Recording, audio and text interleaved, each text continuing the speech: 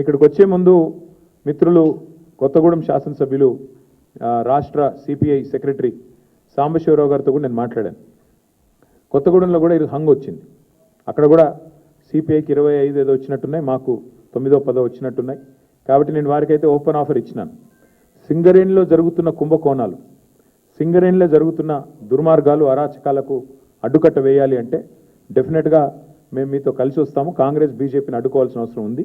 ఎందుకంటే ఈ రెండు చోట్ల కూడా అక్కడ 51% వాటా సింగరేణిలో రాష్ట్ర ప్రభుత్వానికి ఉంది, కాంగ్రెస్ ప్రభుత్వం ఇక్కడ ఉన్నది. 49% వాటా కేంద్ర ప్రభుత్వానికి ఉంది, బీజేపీకి అందులో భాగస్వామ్యం ఉంది. ఇన్ని అక్రమాలు జరుగుతున్నాయని చెప్పి మేము గొంతెత్తి ధర్నాలు చేసి క్షేత్రంలో ఘోషించి ప్రెస్ మీట్లు పెట్టి గవర్నర్ని కలిసి ఇంత హంగామా చేస్తే మరి ఇంతవరకు అటు కాంగ్రెస్ చప్పుడు చేయదు, ఇటు బీజేపీ చప్పుడు చేయదు. అందుకే మిత్రులు సిపిఐ రాష్ట్ర సెక్రటరీ మరి సాంబశివరావు గారికి నేను ఫోన్ చేసి చెప్పాను, మీరు కనుక తీసుకోవాలనుకుంటే కొత్తగూడెం కార్పొరేషన్ మీరు తీసుకోండి, మేము మద్దతు ఇస్తాం ఓపెన్గా అని చెప్పి కూడా వారికి చెప్పడం జరిగింది. ప్యూర్లీ ఒకటే ఉద్దేశం, సింగరేణిలో జరుగుతున్న దోపిడీని, సింగరేణి కేంద్రంగా ఉన్న కొత్తగూడెంలో తప్పకుండా అక్కడ మరి కాంగ్రెస్ బీజేపీని ఎండగట్టాలన్న ఉద్దేశంతోనే ఈ ఆఫర్ కూడా మేము ఇచ్చాము.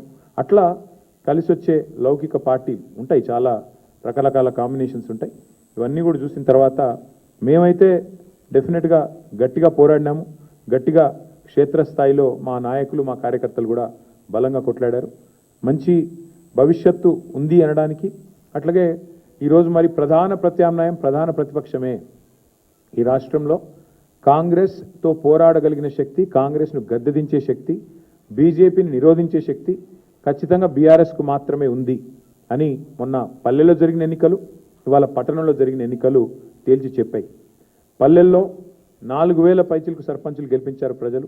మరి అట్లాగే పట్టణంలో కూడా ఇది చూస్తే దాదాపు 730-740 వార్డులు గెలిచి అక్కడ ఇక్కడ రెండు చోట్ల కూడా ప్రధాన ప్రతిపక్షం కేవలం బీఆర్ఎస్ మాత్రమే, పోరాడే సత్తా ఉన్న పార్టీ బీఆర్ఎస్ మాత్రమే. రెండు పార్టీలు, ఒకటి ఢిల్లీలో అధికారంలో ఉంది, ఇంకోటి రెండోది రాష్ట్రంలో అధికారంలో ఉంది. కానీ ఈ రెండు పార్టీలు ఉన్నప్పటికీ, ఎన్ని రకాల కుయుక్తులు పనిన్నప్పటికీ బీఆర్ఎస్ఏ, కేసీఆర్ గారి నాయకత్వమే ఈ రాష్ట్రానికి శ్రీరామ రక్ష అని చెప్పి మళ్ళీ ఒకసారి అటు పల్లెల్లో ఇటు పట్టణంలో ప్రజలు తేల్చినట్టయింది. మరి ఇదే ఉత్సాహంతో రేపు హైదరాబాద్ కార్పొరేషన్ కానీ, మిగతా కార్పొరేషన్ వరంగల్, ఖమ్మం కానీ, అట్లాగే జిల్లా పరిషత్ ఎన్నికలు పెడితే వాటిలో కానీ ఇదే ఉత్సాహంతో ముందుకు పోతాం. డెఫినెట్గా ఎక్కడెక్కడైతే ఈ దుర్మార్గాలు, అరాచకాలు జరిగినాయో వీటిని వదిలిపెట్టం. అవసరమైతే వాటి మీద న్యాయ పోరాటం చేయడం, వాటి మీద ఇంకా ఎట్లాంటి వ్యూహాలు అవలంబించాలో అవన్నీ కూడా పార్టీలో చర్చించి నిర్ణయం తీసుకుంటాం. కానీ మళ్ళొకసారి మా కార్యకర్తలకి, నాయకులకి, మాకు సపోర్ట్ చేసిన ప్రజలకి, మాకు ఓటేసిన ప్రజలకి చాలా స్వల్పమైన తేడాతో ఓడిపోయాం. కొన్ని చోట్ల 1 ఓటుతో, అర ఓటుతో ఇట్లా రకరకాలుగా జరిగినాయి. అక్కడ కూడా ఓడిపోయిన వాళ్ళు కూడా ఎవరు నిరాశ పడవద్దని, బేజారు కావద్దని చెప్పి కూడా వారికి కూడా విజ్ఞప్తి చేస్తూ మీకు కూడా మళ్ళొకసారి ధన్యవాదాలు.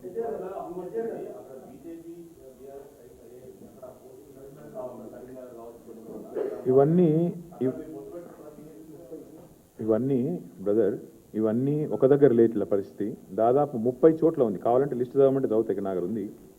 ఎక్కడెక్కడ హంగు ఉన్నది అనే దానికి ఇగో చదువుతా నేను. జనగామ, మేబ్బాదు, కేసముద్రము, వర్ధన్నపేట, గద్వాల, అల్లంపూరు, దేవరకద్ర, ఇగో మొత్తం 30 లిస్ట్ ఉంది. దీన్ని బట్టి ఏమర్థమవుతుంది నీకు? మేము ఆల్రెడీ స్పష్టంగా గెలిచింది దాదాపు ఒక 15-16 ఉన్నాయి. అవి కాకుండా 30 హంగు ఉన్నాయి. అంటే రాష్ట్రంలో 117 చోట్ల ఎన్నికలు జరిగితే 30 హంగు ఉన్నాయి, 15 మేము గెలిచినాం. అంటే 46 ఓనికి వాళ్ళు గెలిచిందని. కాబట్టి నేనేమంటున్నా అంటే ఇక్కడ ఏ వైఖరి అవలంబించాలి, మా పెద్దలు, మా పార్టీ అధ్యక్షులు కేసీఆర్ గారితో కూడా మాట్లాడతాం. అట్లే స్థానిక నాయకత్వం మనోభావాలు కూడా మేము, ఎందుకంటే స్థానిక ఎన్నిక, స్థానిక నాయకుల మనోభావాలు, స్థానికంగా ఏం పరిస్థితులు ఉన్నాయి కూడా బేరీ చేసుకున్నాక నిర్ణయం తీసుకుంటాం. ఇంకా 2 days టైం ఉంది కాబట్టి ఆలోచించి నిర్ణయం తీసుకుంటాము. ఇప్పుడు నేను ఓపెన్గా చెప్పాను, కొత్తగూడెంలో కాంగ్రెస్, బీజేపీ రెండు కలిసి సింగరేణికి అన్యాయం చేస్తున్నాయి. ఇందులో వేరే ఉద్దేశం ఏం లేదు, మాకు రాజకీయపరమైన ఉద్దేశం, ఎజెండా ఏం లేదు.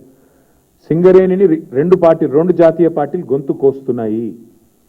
ఇవాళ కాంగ్రెస్ దోపిడీ చేస్తుంటే బీజేపీ ఎందుకు మౌనంగా ఉంటుందని మేము అడుగుతున్నాము.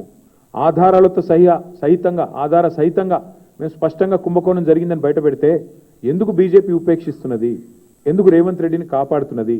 రేవంత్ రెడ్డి బావమరిదే కింగ్ పిన్గా ఇంత పెద్ద కుంభకోణం నడుస్తుంటే భారతీయ జనతా పార్టీ ప్రభుత్వం ఎందుకు అడ్డుకుంటున్నది? ఎందుకు అడ్డుకోలేకపోతున్నది? ఎందుకు కాపాడుతున్నది కాంగ్రెస్ అరాచకాలని అనేది మా ప్రధాన ప్రశ్న. అందుకే సిపిఐ నాయకత్వానికి నేను అందుకే ఓపెన్గా చెప్తా ఉన్నా, ఇలాంటి ప్రత్యేకమైన పరిస్థితులు ఉంటాయి అక్కడక్కడ. దాన్ని బట్టి మరి మా పెద్దలతో చర్చించి పార్టీలో చర్చించిన తర్వాత స్థానిక నాయకత్వ మనోభావాలు